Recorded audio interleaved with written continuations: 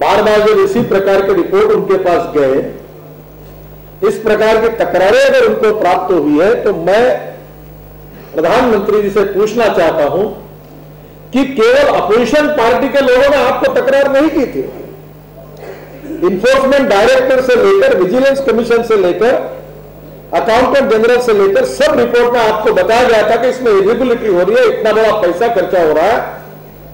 मैं प्रधानमंत्री से पूछना चाहता हूं कि आपने इसके ऊपर इंक्वायरी क्यों नहीं की। मैं ये सवाल हमारे देश की शीर्षस्थ नेता यूपीए के अध्यक्ष सोनिया जी से सवाल पूछना चाहता हूं कि पिछले साल भर से यह शुरू है और इसकी जानकारी आपके पास मिली है, उसके ऊपर भी कार्रवाई क्यों नहीं हुई, क्यों नहीं कार्रवाई?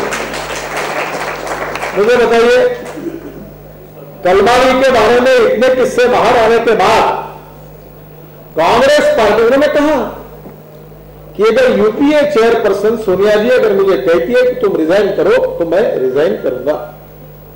अब देश की जनता यह मानती है कि कलमाड़ी दोषी है, हमारे संसद के सांसद से मानते हैं कि कलमाड़ी दोषी है। मुझे ट्रेडमिल खरीदनी थी अपनी, तो मैं सोच रहा था मुंबई में है, नागपुर में है, तो मैं रोज व्यायाम करता हूं, तो मैं भी गया, तो मैंने ट्रेडमिल का किस्सा सुना था कि 9 लाख रुपए की ट्रेडमिल खरीदी गई। तो मैं दुकान में पहुंचा तो उसने 25,000 रुपए की ट्रेडमिल बताई और मुझे जो बहुत अच्छी ट्रेडमिल मिली वो 41,000 में सबसे अच्छी थी। 9 लाख की ट्रेडमिल कहां से आई? और क्या यहां वो भी किराए पर लाकर वो 4 लाख रुपए महीना किराया उसका।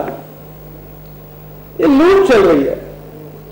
वो किचन के इक्विपमेंट्स का हिंदुस्तान में मिलते नहीं, हवाई जहाज चला रहा है। 10 करोड़ रुपए कॉस्ट लाया उसको खरीदने की, 6 करोड़ कॉस्ट उसके ट्रांसपोर्ट की और 10 करोड़ कॉस्ट उसको बिठाने की। ये क्या चल रहा है? इंतजाम के लिए भी सब विदेशी रखे हुए और सब विदेशी रखे हुए। क्या इस देश के प्रधानमंत्री को इस बात का पता नहीं है कि 50% आबादी जिसका इनकम 20 रुपए से कम है वो भूखे मर रहे हैं, जिनको खाने के लिए रोटी नहीं है। 58,000 करोड़ का अनाज हर साल सड़ता है, हमारी सरकार कहती है। और ऐसे स्थिति में हमारे देश में ये लूट चल रही है और ये गरीबों के हितों के लिए काम करने वाली सरकार है। ये कौन सी बात है? मेरे तो ये समझने के बाहर है। और कॉमनवेल्थ गेम के नाम पर ये कॉमन मैन की लूट, ये सही बात है। हम किसी भी गेम को विरोध नहीं करना चाहते, पर मैं अगर मानता हूं अगर यही स्थिति अगर एनडीए की सरकार रहती और विजय गोयल अगर मंत्री रहते और उस समय अटल जी प्रधानमंत्री रहते, अगर शरद जी और मनोहर जोशी जी उसमें रहते, ऐसी सरकार रहती तो इसी प्रकार की अच्छी प्रकार की कॉमनवेल्थ गेम ज्यादा से ज्यादा 6 से 7 हजार करोड़ में बहुत अच्छी चल सकती है। और कौन सा 40 करोड़ का वो क्या गुब्बारा, वो काय के लिए, उसको क्या मतलब क्या है?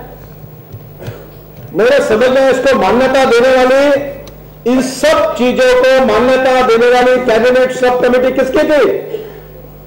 उस कमेटी में कौन थे? उसके चेयरमैन कौन थे? एजेंडा को अप्रूवल किसने किया? फाइनल टेंडर किनके पास गए? उसको अप्रूवल किसने किया? एस्केलेटर कास्ट अगर इतना बढ़ गया तो उसके लिए जिम्मेदार कौन है? उसको मान्य क्यों किया गया? और कंस्ट्रक्शन ठीक से नहीं हुआ है तो इसके लिए कौन जिम्मेदार है? ये कॉमनवेल्थ गेम्स का केवल नाम है, पर ये यूपीए के नेताओं ने इसमें लूट मचाई है। और इसके लिए मैं आपसे एक प्रार्थना करना चाहता हूं। मैं विजय जी को धन्यवाद देता हूं, शरद जी को भी धन्यवाद देता हूं कि उस दिन उन्होंने संसद में जिस प्रकार से सरकार के सामने तथ्य रखकर जो भाषण किया था वो बहुत सही है। और मुझे लगता है कलमाड़ी तो ये तो ट्रेलर है, अभी तो फिल्म शुरू होना बाकी है। हाथी अंदर है, पूछ बाहर है, बहुत सही है। मुझे लगता है इसकी इंक्वायरी होनी चाहिए और मैं प्रधानमंत्री से मांग करता हूं। और एक बात भी समझ में, इसके ऊपर हमारी सोनिया जी है, यूपीए की अध्यक्ष है, वो क्यों नहीं बोल रही है? आज इतने ऊपर सरकार कटघरे में खड़ी है, लोग लगातार आपत्ति उठा रहे हैं, सब अप्रूवल्स कैबिनेट के हैं, सब कमेटी के हैं। दिल्ली स्टेट में तो यहां के शेड्यूल कास्ट इसमें जो प्रायोरिटी पर जो फंड रखा हुआ था वो उसमें डाइवर्ट कर दिया, ट्राइबल का फंड डाइवर्ट कर दिया। मुझे लगता है ये सब जिस प्रकार से हो रहा है, इन सब बातों की जानकारी लेने का अधिकार हिंदुस्तान की जनता का है। जनता इसे लूट जो है इसका विरोध करेगी। और जो महत्वपूर्ण बात है वो मुझे लगती है कि इस गेम्स के नाम पर जो भ्रष्टाचार हुआ है वो देश की जनता के अदालत में उसको पहुंचाना ये हमारा सबका काम है। आज विजय जी ने इसके बारे में शुरुआत की है। ये संघर्ष अब शुरू हुआ है, चाहे संसद के अंदर हो चाहे संसद के बाहर हो, गांव गांव तक ये पहुंचाना होगा। शरद जी सही कह रहे थे, इस देश में करोड़ों लड़के ऐसे हैं कि जो बरसात के दिन में अपने स्कूल में जा नहीं सकते, खेल क्या करेंगे बेचारे, खेलेंगे क्या? अगर स्कूल की बिल्डिंग है तो टीचर नहीं है, टीचर है तो बिल्डिंग नहीं है, दोनों है तो विद्यार्थी नहीं है और तीनों है तो पढ़ाई नहीं है। ऐसी हमारी हालत है। आज ऐसी स्थिति है कि 4-4, 5-5 क्लास के लिए एक टीचर सिखा रहा है। आज हमारे गांव में ऐसे स्कूल है जिसमें पानी नीचे आ रहा है, बरसात में बच्चे बैठ नहीं सकते स्कूल में, ऐसी हालत इस देश में है। और ऐसे स्थिति में इस प्रकार के गेम्स के ऊपर खर्चा करके अगर यही पैसा हिंदुस्तान के लाखों करोड़ों स्कूल के लिए, अच्छे खेल के मैदानों के लिए खर्चा होता, स्कूल की बिल्डिंग के लिए खर्चा होता, तो वो जो टैलेंट है उसको प्रोत्साहन मिलता। और ये जो खेल मंत्री का वक्तव्य है तो बहुत ही दुर्भाग्यपूर्ण है। आपको चाहिए तो आप तो इंफॉर्मेशन एक्ट के अंदर आप लिखिए और आपको जानकर लेना है तो लीजिए। ये पार्लियामेंट के सभी सम्माननीय सदस्यों के सामने उनका कहना, ये तो लोकसभा में, संसद में हमारे सांसदों का ही नहीं तो पार्लियामेंट का अपमान है। उनके ऊपर प्रिविलेज मोशन लाना चाहिए इसके ऊपर। इतना दुर्भाग्यपूर्ण है। इसलिए अच्छी शुरुआत विजय जी ने की है, बहुत से तथ्य इसमें है। मैं मांग करता हूं कि इसमें से एस्टिमेटेड कास्ट को निकालना पड़ेगा। मैं जानता हूं ये गड़बड़ियां कहां होती है। ये सब टेंडर जो है उसकी रिंग बनती है और टेंडर को निकालने के बहुत पहले जब एस्टिमेटेड कास्ट आ रही तब से टेंडर किसको देना उसका नाम तय हो जाता है। और 3 और 4 टेंडर केवल फॉर्मेलिटी करके आते हैं और वो एस्टिमेट बढ़ा कर जो खर्चा करता है उसी पैसे में से 20%, 25% पैसे, चाहे वो ब्यूरोक्रेट्स हो चाहे लोग हो, उनके पास बांटे जाते हैं। ये सब कमेटी में आज समय नहीं है। इस सब कमेटी में केंद्र सरकार के प्रधान सचिव, उनके प्रतिनिधि है, स्पोर्ट्स के सचिव है, फाइनेंस के सचिव है, उनके प्रतिनिधि है।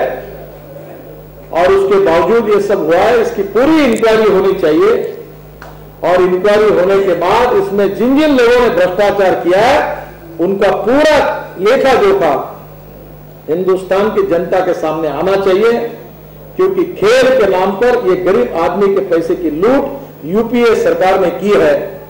और दुर्भाग्यवश हमारे प्रधानमंत्री, मुझे कभी कभी लगता है कि उनको आंखें है पर उनको दिखता नहीं, कान है पर वो सुनते नहीं, मुंह है पर वो बोलते नहीं। मुझे लगता है कि गांधी जी का वो प्रतिकृति थी, एक तो हाथ पर हाथ रखते बैठा था, एक कान पर रखता था और एक मुंह पर रखता था। वैसे ही मुझे लग रहा है। ये मैं उनसे अपेक्षा करता हूं, ऐसा मत करिए, आप आगे आइए और इसमें जो भी भ्रष्टाचार है उसकी इंक्वायरी करिए और ये पूरा भ्रष्टाचार हिंदुस्तान की जनता के सामने आप लाइए। यही इस निमित्त मैं मांग करता हूं। इस किताब को लोगों तक पहुंचाना चाहिए, इस किताब को हिंदुस्तान के आखिरी व्यक्ति तक पहुंचाना चाहिए कि ये क्या हो रहा है। और मुझे लगता है कि जनता की न्यायालय में जब ये विषय जाएगा तो भले, क्योंकि यहां किसी एजेंसी पर तो विश्वास रखने लायक कोई है नहीं, पर जनता की अदालत में जरूर कठोर शिक्षा होगी, ये मेरा विश्वास है। मैं फिर से एक बार विजय गोयल जी को बहुत बहुत बधाई देता हूं, उनको शुभेच्छाएं देता हूं कि उन्होंने अच्छे विषय पर एक जनजागरण करने का अभियान शुरू किया है। आगे भी वो पूरी शक्ति के साथ इसको करते रहेंगे। यही उनको धन्यवाद देता हूं, उनको यही शुभेच्छा देकर